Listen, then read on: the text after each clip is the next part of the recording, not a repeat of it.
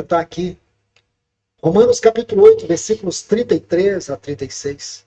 Que diz assim: ó profundidade da riqueza, tanto da sabedoria como do conhecimento de Deus. Aí ele prossegue dizendo: quão insondáveis são os teus juízos, e quão inescrutáveis são os seus caminhos. Quem, pois, conheceu a mente do Senhor? Ou quem foi o seu conselheiro? Quem primeiro deu a ele para que pudesse ser restituído? Porque dele, por meio dele e para ele são todas as coisas. A ele eternamente a glória. Amém. E não para aí. Se você vai até Efésios, capítulo 3, os versículos 18 e 19, Paulo vai dizer exatamente assim: a fim de poderes compreender qual é a altura, a largura, o comprimento e a profundidade. Ele diz exatamente isso. E conhecer o amor de Cristo, que excede todo entendimento, para que sejais tomados de toda plenitude de Deus.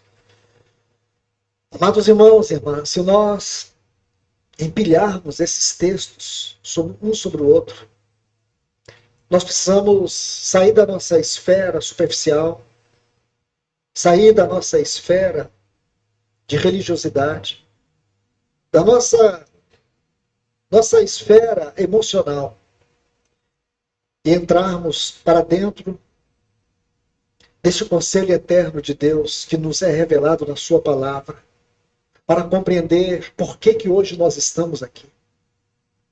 Por que nós estamos aqui? Ele vai nos explicar tanto o que está escrito na Bíblia com relação ao véu rasgado, com relação à cruz, o significado da mesa do Senhor, que é o que nós comemoramos domingo, com o nosso contexto de vida espiritual agora. Porque todos eles falam que está prestes à volta de Jesus Cristo. Eu também acredito e desejo isso. O duro que a volta de Jesus Cristo vai arrebatar os seus, ou seja, os seus irmãos. E a gente, tem muita gente que a gente ama que ainda não se converteu. Essa é a nossa tristeza. E esse é o objetivo da academia, advertir os mais próximos da nossa rede social e que os senhores divulguem isso para atingir outras pessoas.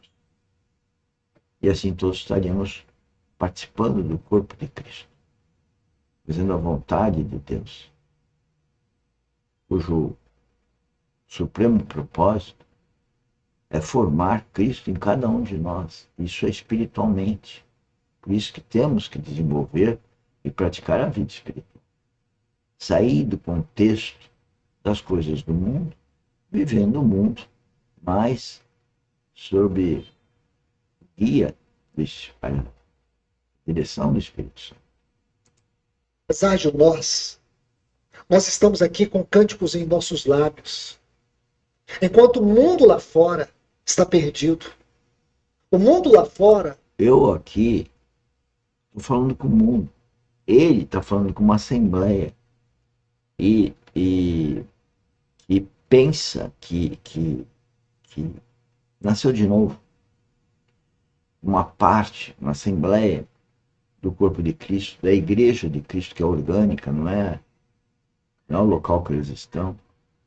Mas eu aqui nas redes sociais, eu falo com o mundo.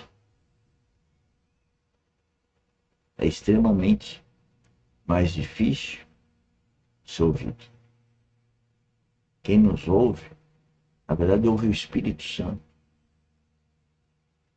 E se a pessoa não vivificou o Espírito, como que ela vai ouvir o Espírito Santo? Então eu falo com universo onde 95% ainda não acordou para a oportunidade da vida eterna. Sabe, mas não acredita. Que está querendo ganhar o mundo com as coisas do mundo e perdendo vida eterna. Esse é o nosso alerta. É como um bêbado que caminha para o seu próprio precipício. Esse é o mundo. O mundo lá fora não tem esperança. O mundo lá fora está condenado. Mas nós estamos aqui.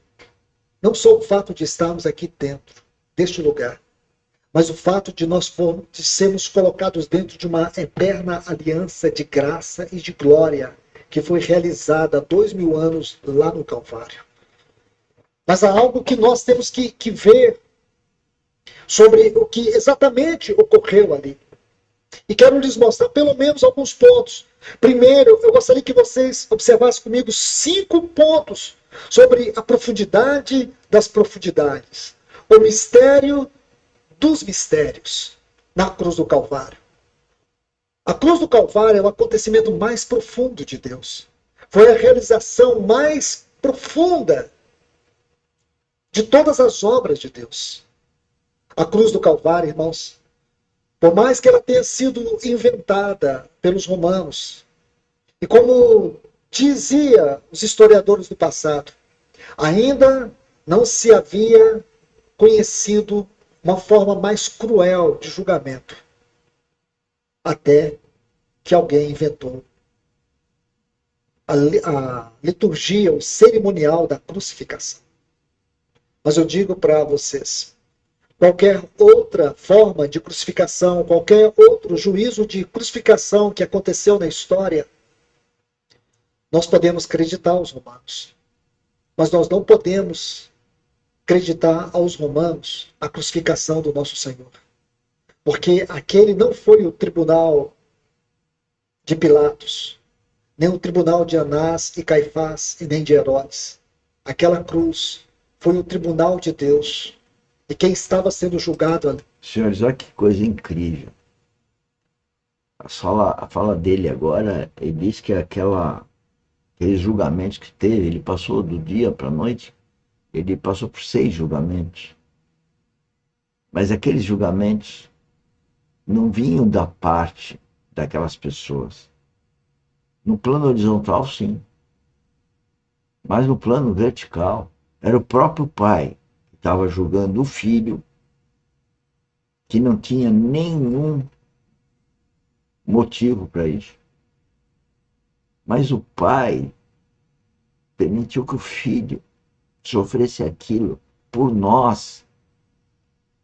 E eu digo, como que nós não temos sensibilidade para isso? E nos colocamos como vítima de coisinhas do mundo. Pobre ser humano, se não acordar para esses fatos, a palavra de Deus, para a vida espiritual. Pobre ser humano. Ali éramos todos nós. Éramos todos nós que estávamos sendo julgados ali. Mas o que foi que Deus fez? Deus nos julgou na pessoa do seu Filho Jesus. Ele tomou o seu Filho e condenou no nosso lugar. O cristão que não entender a doutrina da cruz, ele não entende o que é salvação. Ele pode até dizer que ele crê em Jesus. E a minha grande pergunta é, qual é a base daquilo que você crê? E segundo, quais são as intenções da sua fé? Quais são os objetivos da sua fé? Porque quando nós não temos esta visão doutrinária da cruz de Cristo, a nossa fé é religiosa. A nossa fé é baseada em ritualismo. Nós estudamos na quinta-feira, e lamento muito saber que grande parte dos irmãos tem negligenciado o ministério da palavra. Isso faz uma falta muito grande na edificação da sua vida. Nós podemos estudar o capítulo 12 da Epístola aos Hebreus, onde o autor ele encoraja que nós tenhamos nossos olhos firmemente no Senhor Jesus. E ele vai colocar um sentido muito especial aquele que em troca da alegria que lhe foi proposta, suportou a cruz. E ele ainda... Senhores, eu parei aqui, estou tendo algumas mensagens aqui no Instagram. E eu reitero que eu gostaria que os senhores, se possível, fossem para o canal YouTube. Mas, sem querer entrar no contexto das colocações, eu acho que a gente deve estar aqui estudando e esperando revelações, cada um a sua, pois Deus tem um propósito para cada um de nós. Nós não devemos colocar o eu acho. Eu tenho orientado que a gente tinha que tirar o eu. Porque quando eu falo eu acho, vem da minha mente. E nós temos que estar aqui na academia treinando a vida espiritual. Ou seja, ouvindo sobretudo não a mim, sobretudo não o próprio preletor, mas ao ouvir-nos com o coração, que cada um de vocês tivesse a revelação do nosso trabalho aqui, a revelação do reino de Deus, a revelação do Espírito Santo, dos propósitos que Deus tem para cada um de nós. Esse é o comentário. Porque o eu é muito perigoso. Nosso eu, o meu eu, está contaminado. Tenho que tomar cuidado do que eu acho. Eu tenho que ter uma revelação. Aí eu faço o que foi me revelado. O que o Espírito Santo pediu para eu fazer. E muitas vezes não é o que eu quero. E não é a minha vontade. Não é o que eu acho. É o que ele quer. Eu tenho tido obrigações por parte do Espírito Santo que não é o que eu quero. E isso traz uma dor enorme. Mas por amar o outro, eu tenho que submeter a Deus e não fazer a minha vontade. nos